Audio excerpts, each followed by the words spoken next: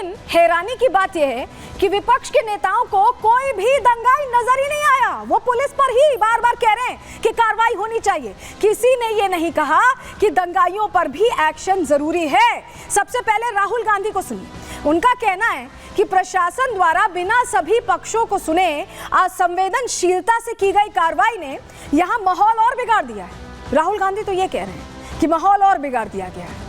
अब अगली नेता उनकी बहन प्रियंका गांधी वाड्रा कह रही हैं कि प्रशासन ने जिस तरह से हड़बड़ी के साथ कार्रवाई की है, यह दिखाता है कि सरकार ने खुद माहौल खराब किया है, अपने भाई के नक्शे कदम पर चल रही हैं। अब जहां मुस्लिम हिंदू मुस्लिम की बात हो रही हो, वहां असदुद्दीन ओवैसी ना आए, ऐसा कैसे हो सकता है? वो भी कूद पड़े मैदान में। उन्होंने कहा कि पुलिस द्वारा फायरिंग करने की हम कड़ी निंदा करते हैं। पुलिस की फायरिंग में 3 नौजवानों की मौत हुई है।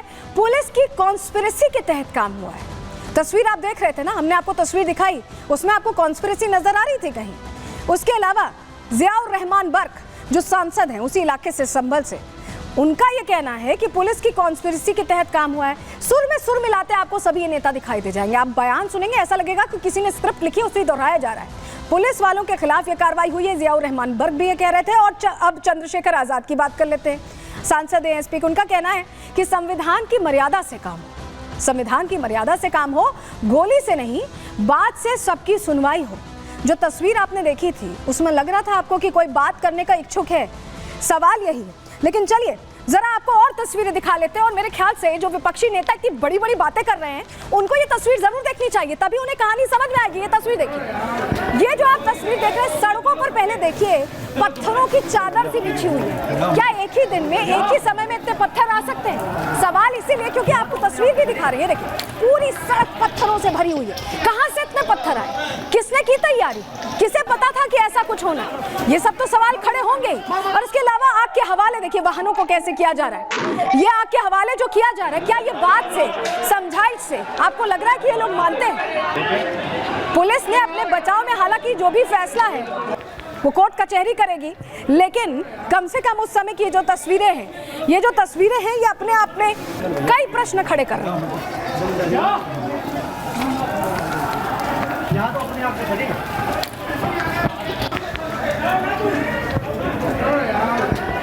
तस्वीर हमने आपको दिखाई कल की, कैसे कार को आग के हवाले किया गया, बकायदा पहचान की गई। क्या ये टारगेटेड अटैक्स थे? क्या ये जानबूझकर पुलिस और प्रशासन पर ही हमला किया जा रहा था? प्रश्न इसलिए हम पूछ रहे हैं क्योंकि ऐसा लगा कि संभल में पुलिस की मौजूदगी यहां लोगों को रास नहीं आई।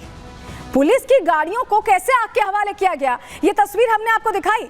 पुलिस वालों पर जमकर पत्थरबाजी हुई, इतनी पत्थरबाजी हुई कि घायल हो गए पुलिसकर्मी। और इसको लेकर कोई नेता कुछ नहीं कह रहा है। भीड़ में उपद्रवियों के पास हथियार थे।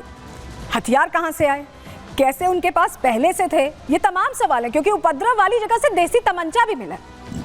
बिना देसी तमंचा पहले से हुए अचानक से तो प्रकट नहीं हो गया। एक मृतक के पास से धारदार हथियार भी मिला है, यानी तैयारी तो कुछ और थी, ऐसा लग रहा है संभल में। क्योंकि जो बातें सामने आ रही हैं वो कम से कम इसी तरफ इंडिकेट कर रही हैं। उपद्रव में देखिए संभल के सीओ भी घायल हुए, इसका किसी विपक्ष के नेता ने जिक्र नहीं किया। 20 पुलिसकर्मी घायल हो गए पत्थरबाजी में, इसका कोई जिक्र नहीं आया।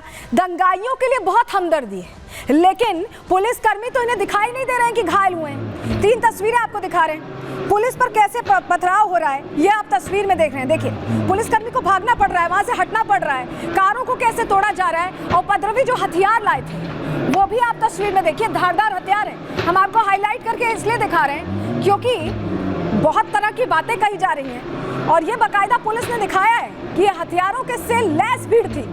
तो तैयारी किस बात की थी? पत्थर कैसे तैयार रहे, हथियार कैसे तैयार रहे? बहुत सारे प्रश्न हैं जो इस घटना के आसपास घूमते दिखाई दे रहे।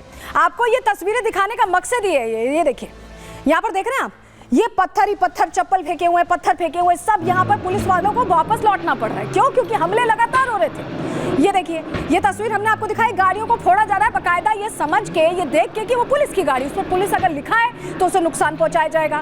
क्या ये टारगेटेड अटैक्स थे? ये प्रश्न इसीलिए क्योंकि लग ऐसा ही रहा है। और ये देखिए, ये धारदार हथियार आप देख रहे हैं, ये हथियार इसलिए दिखाए जा रहे हैं क्योंकि हथियार मिले हैं उन लोगों से, एक मृतक के पास से मिले हैं। और ये तमाम तैयारियां ऐसा लग रहा है कि पहले से सुनियोजित तरीके से की गई थी। वहां के संभल के एसपी ने क्या कुछ कहा है वो भी सुन लीजिए। इस तरीके के वेपन उनके वहां से घटनास्थल पे, जहां पे कई सारे चप्पल जूते पड़े थे, उनके बीच में ये भी बरामद हुआ है।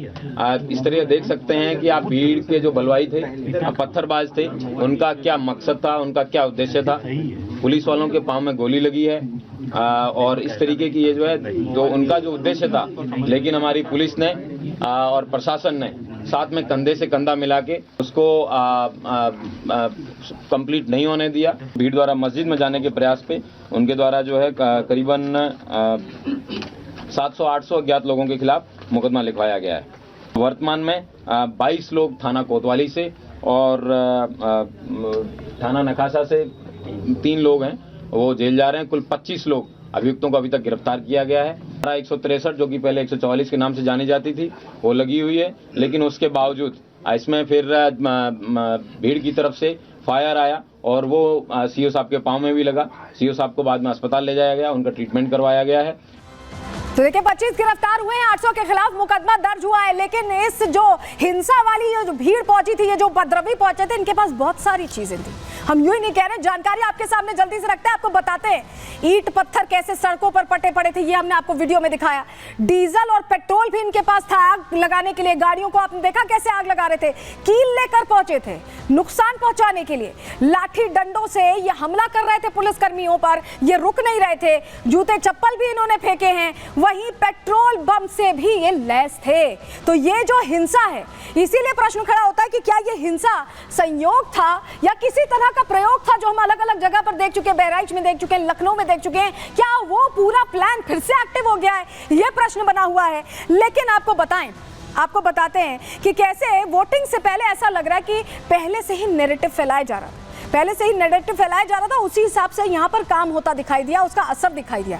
सपा देखिए, समाजवादी पार्टी लगातार प्रशासन पर, अधिकारियों पर, पुलिस पर सवाल खड़े करती रही। शिवपाल ने अधिकारियों के हिसाब की बात की थी, आपको याद होगा, हमने प्रहार में आपको सुनवाया था कैसे कहा जा रहा था कि लाल पेन से लिख लीजिए, लाल किताब में लिख लीजिए, नाम नोट कर लीजिए, आगे हिसाब होगा, यह कहा गया था। और अखिलेश ने भी प्रशासन पर सवाल एक बार नहीं दर्जनों बार खड़े किए हैं। उपचुनावों में पुलिस वालों पर उनकी तरफ से बहुत गंभीर आरोप लगे थे, जबकि कार्रवाई भी हुई, जहां जहां उन्होंने आरोप लगाए, इलेक्शन कमीशन ने एक्शन लिया। लेकिन उसके बावजूद अखिलेश यादव संतुष्ट नहीं थे, लगातार प्रश्न खड़े कर रहे थे पुलिस वालों पर। उन्होंने धांधली के आरोप लगाए थे, यह आरोप लगाया था कि उन्होंने गड़बड़ की। पुलिस और प्रशासन को कटघरे में दोनों ने ही, अखिलेश यादव ने, उनके चाचा शिवपाल यादव ने खड़ा किया था। और ये बयान ही थे जिसका असर हम देख रहे हैं, क्योंकि कुंदरकी में जो हार हुई है, ऐसा लग रहा है कि उसकी वजह से समाजवादी पार्टी में बौखलाहट थोड़ी बढ़ गई थी, थोड़ा गुस्सा बढ़ गया था। क्या सपा के विरोध का असर संभल में दिखा है? क्या ये जो कट्टरपंथी गैंग है, ये उपद्रवी गैंग है, इसलिए एक्टिव हो गया? ये अपने आप में सवाल है।